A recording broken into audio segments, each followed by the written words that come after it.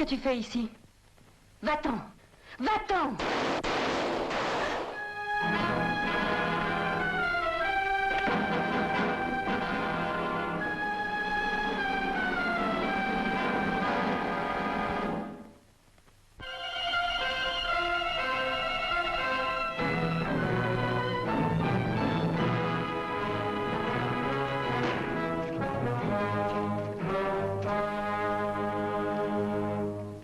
Dubois est à l'intérieur avec les acteurs. Ne laissez entrer ou sortir personne. Bien, chef.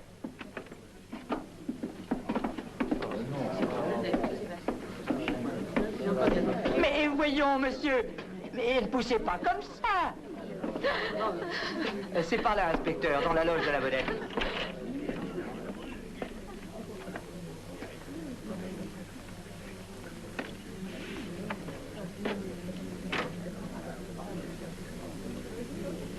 Une balle a suffi. Elle a traversé le cœur. S'il vous plaît, veuillez attendre dehors. Vous serez interrogé à votre tour. Savez-vous qui a découvert le corps? C'est moi. Alors commençons par vous, madame. Ah, ici, juste devant elle. Ben, où est-ce qu'on peut aller? Dans le petit salon. Où est-ce? Là, à côté. Allons, laissez-nous passer, s'il vous plaît.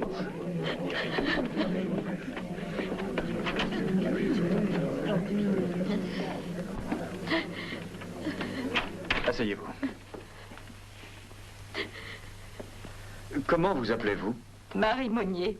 Je suis la femme de chambre personnelle de mademoiselle. Vous l'avez trouvée morte? Oui.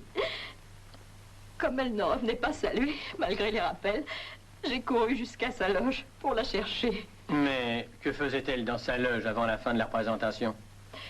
Elle n'était pas du dernier tableau. À quel moment sortait-elle de scène? À la fin du premier tableau du dernier acte, vers 11h20. Et à quelle heure baisse-t-on le rideau? Environ 20 minutes plus tard. Elle a donc été tuée à peu près entre 11h20 et minuit moins 20. Sans doute, monsieur.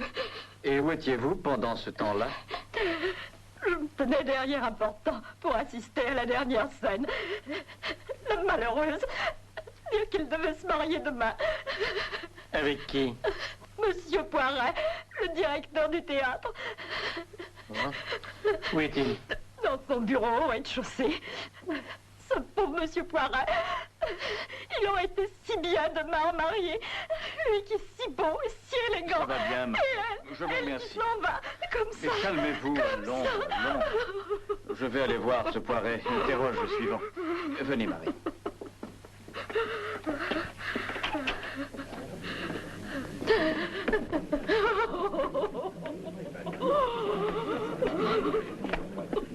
Allons, Marie, je vous en prie, ça suffit, un peu de décence. Où vas-tu? Reste tranquille, imbécile. Allons, allons, Marie. Chut. Voulez-vous entrer, je vous prie? Vous en avez pour longtemps? J'ai horreur de rester maquillé après la fin de la représentation. Non, ça ne sera pas très long. Si vous essayez de me mettre ça sur le dos, vous perdez votre temps avec moi. Je n'ai pas quitté la scène un instant. Nous n'essayons de mettre ça sur le dos de personne. Nous cherchons seulement à savoir ce qui s'est passé. Votre nom, je vous prie. Oh, c'est grotesque. Jean-Paul Varenne. Votre adresse? Avenue Franklin Roosevelt, numéro 22. Profession? Ah. Acteur. Voyons, vous restez en scène durant toute la dernière partie au troisième acte. Ah oui, je ne quitte pas le plateau. C'est ma grande scène. Auriez-vous entendu, venant de la coulisse, le bruit d'une détonation? Mon cher inspecteur, quand on croit à son personnage, on n'entend pas les bruits qui viennent de la coulisse. J'ai une scène très dure, au cours de laquelle Lord Darnley, soupçonnant, à juste titre, vous vous en doutiez, que sa femme le trompe avec moi, fait irruption chez moi pour exiger réparation. Il meurt au cours de la... Vous permettez? Vous dites qu'il meurt. Mais comment? Je le tue. Légitime défense, bien entendu. Mon acte est tout à fait justifié puisqu'il pointe sur moi un revolver. Donc, plusieurs coups de feu sont tirés sur la scène. Je vous crois, ça fait un effet sensationnel. Et l'autre jeune actrice, mademoiselle... Daniel. Gaby Daniel. Oui. C'est elle, la seconde femme. Et la doublure de Lorraine. vous ne semblez pas savoir ce qui se passe au théâtre. Pas très bien, non? Est-ce que cette demoiselle Daniel est sur la scène au cours de l'acte? Hélas, oui. Elle sanglote, elle se tord les poignets, elle se démène comme une furie. Entre parenthèses, elle est fort mauvaise. Et y a-t-il quelqu'un d'autre en dehors d'elle? Non, personne. Il y a seulement 4 personnages. Et vous devriez bien venir voir la pièce. Elle est très bonne, paraît-il. Oui, et je doute fort que Poiret fasse relâche juste parce que Lorraine a trouvé bon de mourir. C'est ma pièce et non la sienne. Si on lui a donné la vedette, c'est parce que, vous comprenez, elle était sur le point d'épouser le directeur. Demain matin. C'est demain matin que nous devions nous marier. Il y avait longtemps que vous connaissiez Mademoiselle Lorraine? Ah, le temps ne compte pas. Parce qu'elle est entrée pour la première fois dans ce bureau, était-ce il y a 10 ans ou bien hier? C'était une gosse juste sortie de l'école, hésitante comme une élève, sans aucun aplomb. Mais une beauté radieuse, une pureté, une flamme dans le regard, une humilité. L'air de Jeanne d'Arc, la première fois qu'elle s'avança vers son roi. Je lui ai tout appris. Je l'ai guidée, je l'ai modelée. Et quand j'ai été sûr d'elle, je l'ai lancée. Vous devez vous rappeler son triomphe dans Quand l'orage gronde. L'année prochaine, elle devait me quitter. Pourquoi? Parce que l'administrateur de la Comédie Française l'avait engagée. C'est la suprême consécration. Elle serait montée plus haut. Je lui aurais fait construire son théâtre, qui aurait perpétué son nom, comme Sarah Bernard. C'était mon rêve. Maintenant, tout est fini. Oh, monsieur Poiret, voici l'inspecteur Volbeck, mon collègue. Très heureux, inspecteur. Je vous prie de m'excuser, messieurs. Monsieur Poiret, où étiez-vous ce soir pendant le 3e acte? Ce soir? Pendant le 3e acte? Ah oui, je comprends. J'étais ici dans mon bureau. Je faisais le bilan de la soirée. Avez-vous quitté votre bureau quelque temps pendant le 3e acte? Non, j'y suis resté jusqu'à ce que l'on me prévienne de ce qui s'était passé. Merci infiniment, monsieur Poiret. Je n'ai rien d'autre à vous demander pour l'instant. Mais veuillez vous tenir à notre disposition pour le cas où nous devrions vous interroger encore. Certainement, inspecteur, certainement. Je me tiens à votre entière disposition. Je sais qu'il n'existe aucun moyen de la ramener à la vie, mais il faut découvrir le meurtrier. Il a tué de la jeunesse, de la beauté, de l'espoir. Et pour ça, il faut qu'il paie.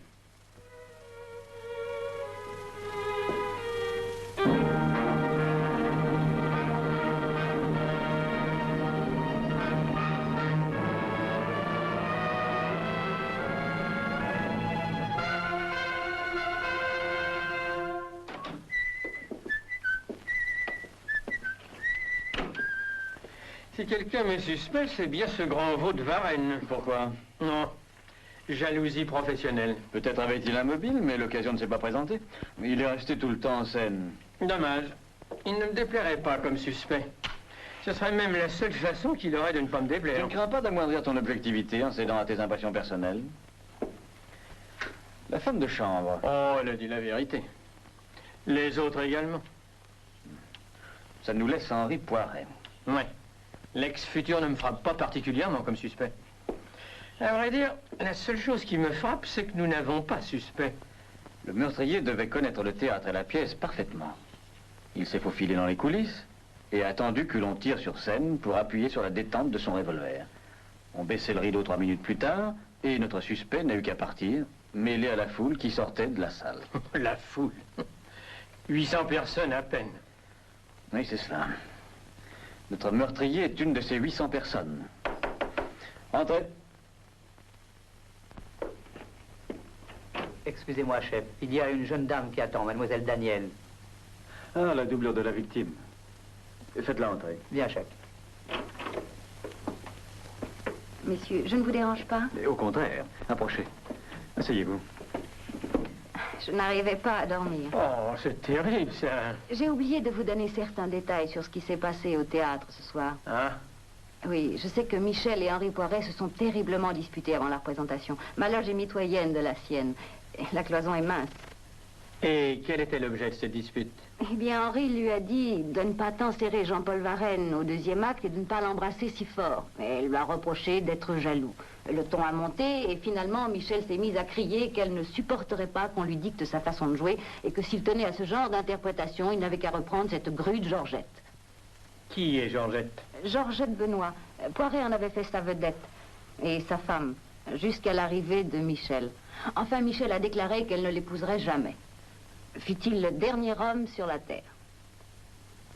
J'ai pensé que ça vous intéresserait. Et dites-moi, est-ce qu'ils se disputaient comme ça souvent? Oh oui, constamment. Michel avait beaucoup de personnalité. Mauvais caractère, si vous aimez mieux.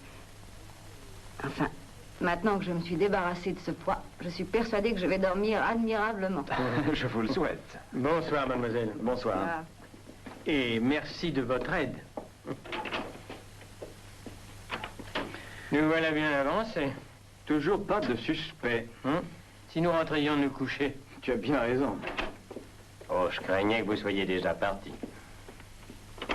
Il y a longtemps que ce paquet vous attend. J'ai oublié de vous le donner. Inspecteur Beaumont et Bolbec, confidentiel et personnel.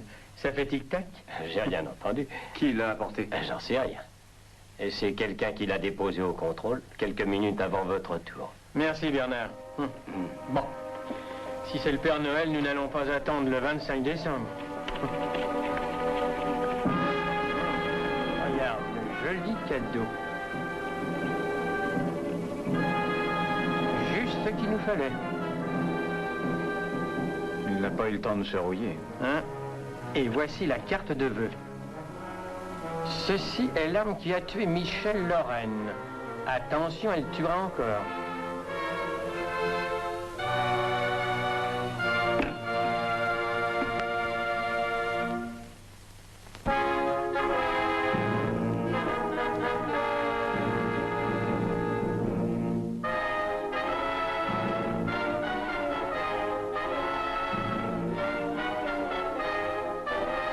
Cette arme tuera encore. Qu'est-ce que c'est que cette histoire de fou? On n'est pas fermé l'œil de la nuit. Au moins, tant que cette arme sera ici, nous sommes sûrs qu'elle ne tuera personne. Oui? Voici le rapport du service de balistique. On a essayé le revolver. Voici une photographie de la balle d'essai. Les deux projectiles portent des traces identiques. Il n'y a donc pas de doute, c'est bien l'arme qui a tué Michel Lorraine. A-t-on relevé les empreintes? Plusieurs, en particulier sur le chargeur. Et elles concordent toutes avec celles du passeport d'un nommé Henri Poiret. Ah, bon, je vous remercie.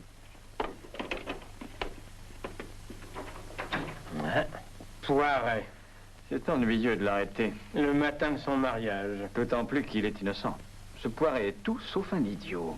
S'il avait tué sa fiancée, il aurait jeté l'arme dans un égout, mais il ne nous l'aurait pas envoyée en prenant soin de nous avertir qu'elle tuerait encore. C'est justement ce qui me tracasse. Le type qui a tué cette jeune fille a sûrement quelque chose qui ne tourne pas. Et le type qui nous a envoyé ça voudra sûrement assister au final.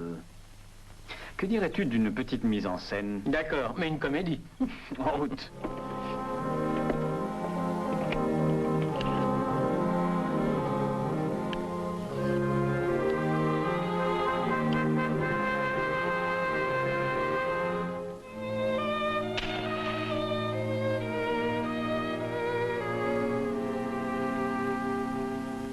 J'ai tenu ma promesse, Louis. Tu ne peux pas dire que je t'ai ennuyé depuis notre divorce. Non, non, Georgette, tu as vraiment été parfaite. Mais dès que j'ai su ce qui t'arrivait, ça a été plus fort que moi. J'ai voulu te venir en aide. Tu sais que je ferai n'importe quoi. Il est trop tard, personne ne peut plus rien. Que va devenir la pièce? Dans 2 jours, je peux reprendre le rôle, et même avant. J'abandonne la pièce. Oh non! Un pareil succès, elle peut tenir pendant 1 an. Pas sans Michel.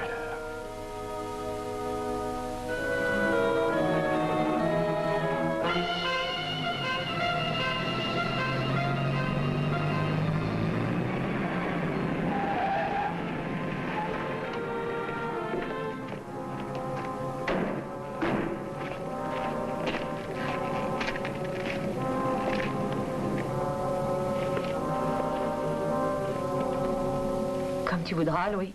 Je vois qu'il n'y a rien à faire. Je me rends compte que j'ai été idiote de faire cette démarche. Non, non, Georgette, c'est très gentil de ta part. Ça me touche profondément.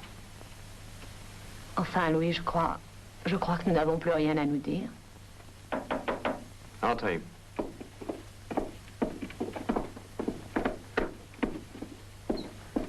Bonjour. Oh, bonjour, inspecteur. Avez-vous découvert l'assassin? Pas encore. Excuse-moi, je ne t'ai pas présenté. L'inspecteur Beaumont et l'inspecteur Bolbec. Mademoiselle Benoît. Georgette Benoît? Oui, c'est moi. Je crois que nous... Mon ex-femme, inspecteur. Et ex-jeune première. Eh bien, je ne veux pas vous ennuyer. Je suppose que vous avez beaucoup de choses à dire. Et n'oublie pas, cher Louis, que si tu as besoin de quoi que ce soit, tu n'as qu'à me faire signe. Je ne demande qu'à t'aider. Au revoir. Un instant, madame. Vous pouvez rendre service de façon très simple. L'inspecteur Bolbec et moi n'avons pas encore terminé notre enquête. Aussi, nous avons pris la liberté de rassembler toutes les personnes qui se trouvaient près de la scène hier soir. Si vous voulez bien nous accompagner. Ce n'est pas très facile. J'ai un rendez-vous urgent. Vous ne serez pas en retard. Je vous le promets.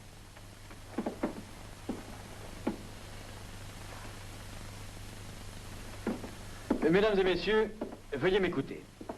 L'inspecteur Bolbec et moi vous avons réunis ce matin afin que vous vous replaciez aux endroits que vous occupiez hier soir pendant la scène finale de la pièce.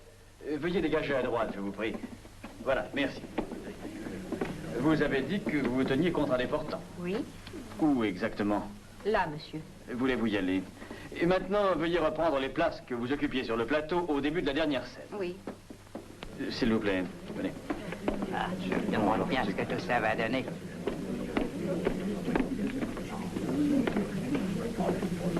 Par ici, s'il vous plaît. Vous savez qui devrait occuper cette loge aujourd'hui? Voulez-vous prendre sa place? Oh, écoutez, inspecteur, Vous désirez vous rendre utile, n'est-ce pas? est-ce que vous vous rendez compte que ça a été ma loge pendant près de 10 ans? 10 ans? Un peu plus qu'un bail. Que voulez-vous que je fasse ensuite, inspecteur? Rien. Restez assise là, devant la coiffeuse.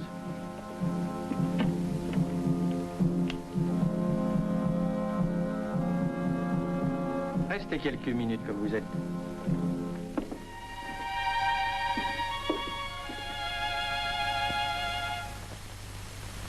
Donc, voici les emplacements que vous occupez quand les coups de feu sont échangés au cours de la pièce. Je suis ici. Je vois. Je vais maintenant vous demander de bien vouloir jouer cette scène. Donnez-la à partir de l'entrée de Darnley. Je fais mon entrée? Oui. L'arme, je vous prie.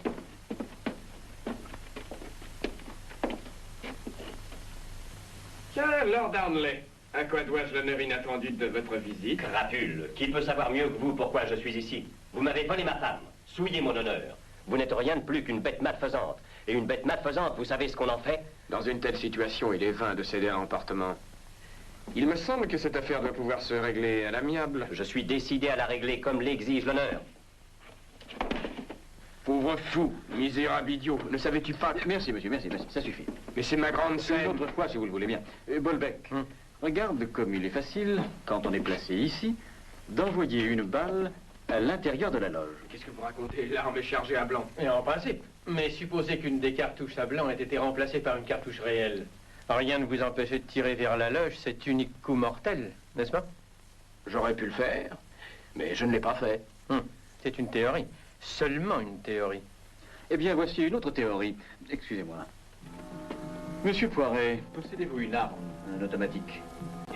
Oui. Où est-il? Là-haut, dans mon bureau. Vous en êtes sûr? À quoi tend cette question, monsieur? Où voulez-vous en Monsieur venir? Poiret, ne serait-ce pas celui-ci? Je crois que oui. Le modèle est le même, en tout cas. Cette arme est bien la vôtre. Elle est recouverte de vos empreintes. Et c'est aussi l'arme qui a tué Michel Lorraine. Monsieur Poiret, je vous mets en état d'arrestation pour meurtre. Quoi? Oh, c'est ridicule. Ce ne peut être qu'une monstrueuse farce. Je n'ai pas tué Michel. Je l'aimais. J'étais épris de la femme et j'admirais l'artiste. J'ai lutté pour que son génie s'épanouisse. Je lui ai fourni 1000 occasions d'employer ses dons, de donner libre cours à la force de son talent. J'avais formé avant elle bien des jeunes premières, mais aucune ne pouvait être comparée à Michel. Aucune. Elle était notre plus grande comédienne. Pourtant, sa carrière venait de commencer. Elle serait devenue la plus grande actrice du monde. Mademoiselle Mars, la Duse, Sarah Bernard elle-même aurait été éclipsée si elle avait vécu. Pourquoi aurais-je anéanti mon chef-d'œuvre? Dites-moi, inspecteur, pourquoi? Pourquoi pas, Louis? Tu as dit de moi la même chose jadis. Et tu m'as anéanti tout de même. Que s'est-il passé en toi? Pourquoi l'as-tu assassiné quelques heures à peine avant ton mariage? Avais-tu découvert une femme plus jeune? Ou plus jolie? Ou ayant plus de talent? Ça aurait été facile pour toi. Ta mémoire est aussi courte que ton jugement est mauvais, Louis. Pas la mienne. J'ai une très bonne mémoire. Et je me rappelle tout. Tout. Et je sais aussi où sont les vrais juges. Ils sont là. C'est là que la Cour suprême siège. Pour toi et moi. Vous allez témoigner, vous tous qui êtes là, que vous êtes des centaines et des milliers à avoir fait résonner cette salle, de vos applaudissements, de vos sanglots, de vos rires, de vos cris et de vos bravos. En voyant l'aiglon à la tragique jeunesse, la pure et touchante Roxane, la frêle et exquise Juliette, abattue par son destin, et la dame aux camélias, consumée par l'amour. Vous, toujours présent année après année, vous, toujours fidèle au théâtre, mon cher public, vous savez tous qui était la plus grande actrice en France. Vous savez tous que Michel Lorraine n'était qu'une imposture. Et que c'était moi qui vous dispensais le rire, les larmes et la beauté.